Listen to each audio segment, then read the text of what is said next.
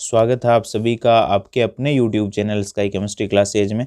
और आज ये अपन केमिस्ट्री क्लास नहीं देखने वाले हैं, आज ये देखने वाले हैं कि सत्र 20-21 में कक्षा 1 से लेकर 12 तक की क्लासें जो है कोविड-19 की वजह से स्थगित है अभी तक। इसलिए परीक्षा का पैटर्न जो है वो माध्यमिक शिक्षा विभाग राजस्थान जो है वो और शिक्षा विभाग राजस्थान ने मिल करके उसमें कुछ संशोधन किए हैं। उन संशोधनों के बारे में अपन यहाँ चर्चा करने वाले हैं। तो सबसे पहले देखते हैं कि कार्यालय निदेशक माध्यमिक शिक्षा बीकानेर का एक परिपत्र है, वो क्या कहता है परीक्षाओं के बारे में। तो कोविड-19 की गाइडलाइन के अनुरूप वर्तमान सत्र 20-21 में राज्य के राजकीय और गैर राजकीय विद्यालय कक्षा संचालन वर्तमान तक संभव नहीं हो सका है। अब अध्ययन की रेगुलरिटी के लिए विद्यार्थियों को पाठ्य पुस्तक, स्माइल सामग्री, ई कक्षा, डिजिटल सामग्री, कार्य पुस्तिकाएं उपलब्ध करवाई जा रही हैं। और जिज्ञासा समाधान के लिए 9 से 12 के विद्यार्थियों को अभिभावकों की सहमति से विद्यालय में आने के अनुमति के भी निर्देश जारी किए गए थे। अब अर्धवार्षिक का समय आ गया है, दिसंबर में अर्धवार्षिक परीक्षाएं होती है। तो अध्ययन की निरंतरता, प्रायोगिक कार्य तथा कक्षा उन्नति अगली कक्षा में जाने के लिए परीक्षा और आकलन सत्र 20-21 हेतु क्या क्या प्रावधान किए गए हैं, तो वो प्रावधानों की अपन चर्चा करने वाले हैं। पूरा ये परिपत्र देखने वाले हैं। कक्षा 9 से 12 के लिए क्या संशोधन है, तो कक्षा 9 से 12 वाले विद्यार्थी जो है वो अभिभावकों की सहमति से विद्यालय आने वाले कक्षा 9 से 12 के विद्यार्थियों को जिज्ञासा समाधान के अतिरिक्त विद्यालय आने के दौरान सप्ताह भर के लिए गृह कार्य भी दिया जाएगा, यानी सप्ताह में एक दिन गृह कार्य दिया जाएगा। फिर गृह कार्य हेतु विद्यार्थी अपनी विषयवार नोटबुक संधारित करेगा, यानी अलग अलग सब्जेक्ट की अलग अलग नोटबुक वो रखेगा अपनी, और साप्ताहिक रूप से वो उसको जचवाएगा। विषय अध्यापक विद्यार्थी की जिज्ञासा समाधान के अतिरिक्त गृह कार्य देने और जांच कार्य भी आवश्यक रूप से करेंगे, यानी विद्यार्थियों को प्रॉब्लम आ रही है तो उसका भी समाधान करेंगे और गृह कार्य भी देंगे और जांच कार्य भी करेंगे। फिर सत्र 20-21 हेतु बोर्ड द्वारा पाठ्यक्रम कम कर दिया गया है, तो वो विभागीय वेबसाइट पर आपको मिल जाएगा, जाके देख सकते हैं। अब कक्षा उन्नति यानी अगली कक्षा में आप कैसे जाओगे, तो वार्षिक परीक्षा लगेगी और बोर्ड परीक्षा वालों के लिए 8, 10, 12 और कक्षा 5वीं के लिए बोर्ड परीक्षा भी लगेगी। अब वार्षिक परीक्षा से पहले अपने सत्रांक जाते हैं, अर्धवार्षिक परीक्षाएं और मासिक परख होते हैं, वो नहीं हुए तो उनका क्या करना है, पहले सत्रांक कैसे भेजे जाएंगे और अर्धवार्षिक और मासिक जो टेस्ट होते हैं उनके अंकों का क्या होगा। तो वार्षिक और बोर्ड परीक्षा हेतु 20% अंक आंतरिक मूल्यांकन के और 80% अंक लिखित परीक्षा के निर्धारित हैं। प्रायोगिक विषयों के अतिरिक्त जैसे 10वीं के अंदर जो है 20 नंबर का सत्रांक और 80 नंबर का वार्षिक परीक्षा का पेपर होता है बोर्ड एग्जाम का, तो उन 20 नंबरों का क्या होगा, तो 20 नंबरों के लिए आपको वो गृह कार्य की पुस्तिका हर एक विषय के लिए संधारित करनी पड़ेगी विद्यार्थियों को, और उसी गृह कार्य की पुस्तिका के आधार पर 20 में से अंक दिए जाएंगे। यानी वो गृह कार्य की जो पुस्तिका है वो एक महत्वपूर्ण दस्तावेज हो गया आपकी सत्र 20-21 की परीक्षाओं के लिए, तो वो संधारित करना बहुत इंपॉर्टेंट होगा।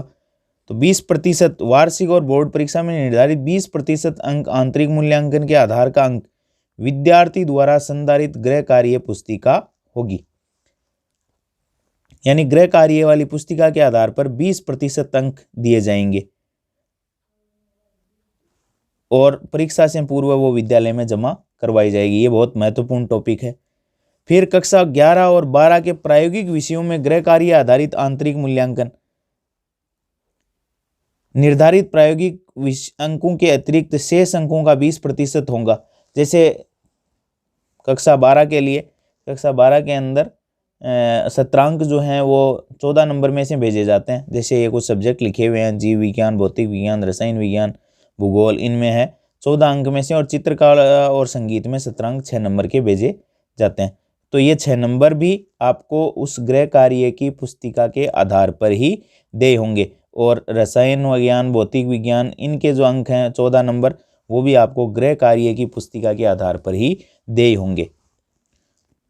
तो आपको एक गृह कार्य के लिए पुस्तिका संधारित करनी है और प्रत्येक सप्ताह उसमें गृह कार्य लेना भी है और पिछला गृह कार्य चेक भी करवाना है। ये महत्वपूर्ण चीज़ हो गई। तो ये संधारण आपको आवश्यक रूप से करना है। अब देखो, जिनमें प्रैक्टिकल्स होते हैं, बोर्ड एग्जाम्स में भी 12वीं के अंदर कुछ सब्जेक्ट में प्रैक्टिकल्स होते हैं, उनके लिए क्या है, तो विद्यार्थी जो है लैब की क्षमता जितनी है 10 की क्षमता है, तो 5 विद्यार्थी सप्ताह में एक दिन अभ्यास के लिए आ सकते हैं। यानी एक विद्यार्थी को सप्ताह में एक दिन प्रयोगशाला में प्रयोग करने का समय दिया जाएगा। ऐसा प्रावधान अब किया गया है। एक बार प्रयोगशाला में, फिर प्रयोगशाला में क्षमता से आधे विद्यार्थी काम कर सकेंगे। 2 घंटे का इसके लिए समय दिया जाएगा। विद्यार्थियों द्वारा किए गए प्रायोगिक कार्य की एक प्रायोगिक पुस्तिका का संधारण किया जाएगा। यानी आपको प्रैक्टिकल के लिए भी रिकॉर्ड बनाना है। विषयवार चयनित 10 प्रायोगिक कार्य अंतिम प्रायोगिक परीक्षा का आधार होंगे। तो लास्ट में बोर्ड द्वारा एग्जाम लगेगी, उसमें 10 प्रैक्टिकल्स जो हैं उस परीक्षा का आधार होंगे। विद्यालय उक्त 10 प्रायोगिक कार्य को चिन्हित कर तैयारी करवाएंगे। यानी 10 प्रैक्टिकल करवाने और 10 विद्यालय चयनित करेगा, उसी के आधार पर अंतिम परीक्षा होगी। अब इसके लिए जो विद्यार्थी जो है वो जो उत्तर पुस्तिका संधारित करेगा, प्रायोगिक पुस्तिका,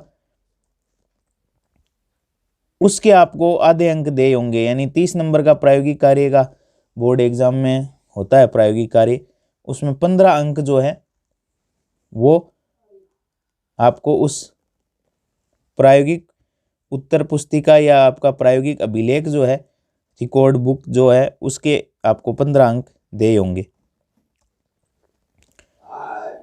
इस कक्षा स्तर के प्रायोगिक कार्य का आयोजन मुख्य परीक्षा उपरांत आयोजित होना प्रस्तावित है। यानी मुख्य परीक्षा जो हो जाएगी उसके बाद जो है वो आपकी प्रायोगिक परीक्षा होगी। प्रायोगिक परीक्षा बोर्ड और विभाग द्वारा विषय हेतु निर्धारित अंक की होगी।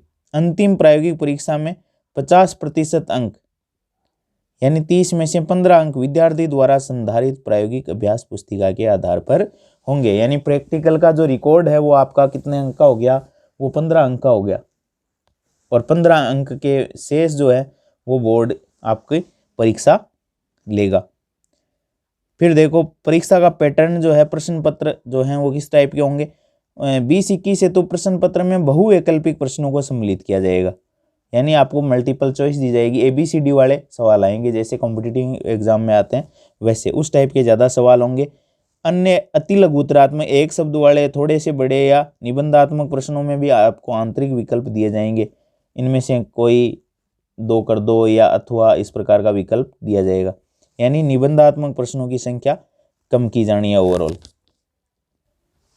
अब देखो 6 से 8 के लिए क्या प्रावधान है। कक्षा 6 से 8 के लिए प्रावधान देखो वो किए गए हैं कि एक तो अंतिम परीक्षा और वार्षिक परीक्षा तो होगी ही होगी। कक्षा उन्नति यानी अगली क्लास में आप परीक्षा के आधार पर ही जा पाओगे। अंतिम और वार्षिक परीक्षा में 40% अंक आंतरिक मूल्यांकन के, यानी आपका स्कूल देगा आपको। कार्य पुस्तिका, गृह कार्य और पोर्टफोलियो आधारित होंगे। जो पोर्टफोलियो में पेपर्स लगते हैं उसके, आप होमवर्क कर रहे हो उसके, और कार्य पुस्तिका के नंबर होंगे 40%। 100 में से 40 नंबर जो आपकी स्कूल देगी, किस आधार पर, आंतरिक मूल्यांकन के आधार पर। वो आपको कैसे देख रहे हैं उस आधार पर। 60% शेष बच गए 100 में से 60% अंक में 10% अंक मौखिक परीक्षा के होंगे। यानी 40 नंबर जो हैं वो तो आपके हो गए किसके, पोर्टफोलियो, गृह कार्य और कार्य पुस्तिका के। फिर 60 बच गए 100 में से, उनमें 10 नंबर की मौखिक होगी, 50 नंबर की आपकी लिखित परीक्षा होगी। और 8वीं कक्षा के विद्यार्थियों के लिए बोर्ड परीक्षा का आयोजन होगा। अंक विभाजन भी इसी तरीके से किया जाएगा। यानी 40 नंबर आपके कार्य पुस्तिका, गृह कार्य और पोर्टफोलियो के, फिर 10 नंबर की आपकी मौखिक और 50 नंबर की आपकी लगेगी वार्षिक परीक्षा, बोर्ड आयोजित करवाएगा। जैसे हमेशा से होती है ये उसी टाइप से। और 9 से 12 में उल्लेखित प्रावधानों अनुरूप परिवर्तन किया जाएगा। प्रश्न पत्र पैटर्न भी आपका ऑब्जेक्टिव टाइप के ज़्यादा सवाल होंगे, और ये पैटर्न सरकारी और गैर सरकारी विद्यालयों पर भी लागू होगा। अब देखो कक्षा 3 से 5 के लिए क्या प्रावधान किए गए हैं। तो आपकी अगली क्लास का आधार जो है अंतिम और वार्षिक परीक्षा होगा कक्षा 3 से 5 के लिए भी, और कार्य पुस्तिकाएं इनको वर्तमान में उपलब्ध करवाई जा रही है। अब देखो कक्षा उन्नति का आधार अंतिम परीक्षा योगात्मक आकलन होगा, जिसमें 50% अंक आंतरिक मूल्यांकन के, यानी आपकी कार्य पुस्तिका में काम कर रहे हो उसके, गृह कार्य के और पोर्टफोलियो के होंगे। 10% अंक 50% किसके होंगे, आंतरिक मूल्यांकन के। 10 आपकी मौखिक परीक्षा लगेगी और 40 को आपको वार्षिक परीक्षा लिखित देनी होगी। इस प्रकार से ये 100 अंक का विभाजन किया गया है। 5वीं कक्षा के विद्यार्थियों हेतु तो बोर्ड परीक्षा का आयोजन भी किया जाएगा, इस बात का भी अपने को ध्यान रखना है। अब देखो कक्षा 1 और 2 के लिए वो अगली क्लास में कैसे जाएंगे, तो उनको भी विशेष प्रकार की कार्य पुस्तिकाएं उपलब्ध करवाई जा रही है। तो ये जो है उसके आधार पर ही विद्यार्थियों द्वारा अभिभावकों शिक्षकों की सहायता से पूर्ण की गई कार्य पुस्तिकाओं के आधार पर ही कक्षोन्नति की जाएगी।